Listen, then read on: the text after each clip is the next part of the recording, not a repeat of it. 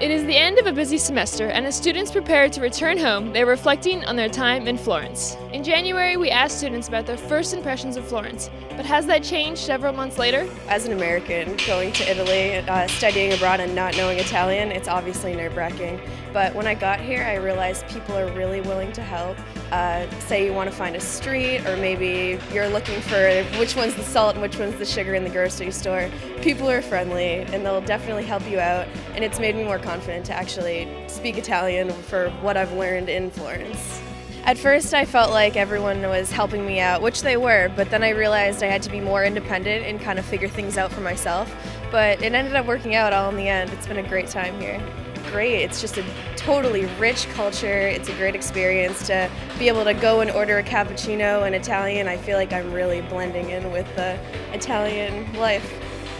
I feel like in my other internships I've done busy work, so they put me in front of a computer. But the difference with here is that they really immerse you in the culture. They really show you how to do what they do. You learn really what the real job is like, so it's been a great experience. People are friendly here. They're definitely friendly. I like the sense of community. I mean, in our area, it's very community oriented. We made friends with our local market around the block. The guy, he actually gave us free samples of stuff because we go there. We give them so much business. We're there every day. I think I definitely grew as an artist. I feel like I'm gonna go back to New York with something different. The art scene in New York is very different from the art scene here. I feel like in New York there's a lot of hit or miss with the art scene is all over the place in New York, and here there's more of a direction. You can kind of see the direction that the art scene is going here. Florence has that city-like feel where it's busy and it's alive, and it's not quiet and boring. But also it has that sense of community, and it's still small, and it's big enough where you're not bored, but small enough where you feel at home. Via my major, it is in America it's more abstract, and they're really trying to push the idea of conceptual art. And here, conceptual art means something different. It doesn't necessarily mean abstract, and it's more traditional, and it's really something we needed to learn, but we're not learning there. Anybody who's going into an art program, I would try to figure out your course materials first, because a lot of people told me not to bring anything, but it's very expensive here for art supplies, and they're very high quality. But if you're trying to save some money because you have a low budget, definitely bring some basic necessities like your paints and stuff to class. And try to learn a tiny bit of Italian so you can get to your apartment when you arrive. I thought that I just wanted to live here. It was just such a great atmosphere, and I enjoyed it as soon as I got here.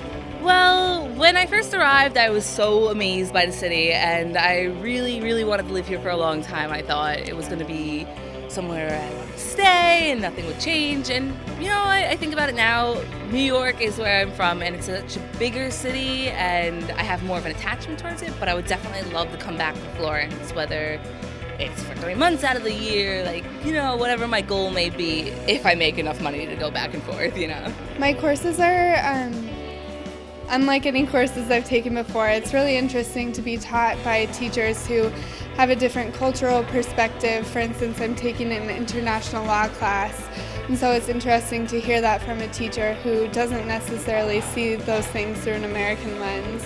And then I'm taking a pairing food and wine class, and so that's definitely something that I will never forget.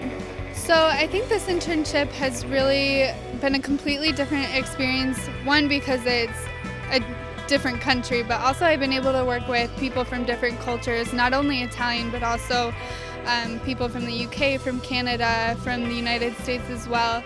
And so I've been able to learn what it's like to work with different people who have different skills and capabilities, and I think that's really helped me and prepared me for hopefully more internships to come.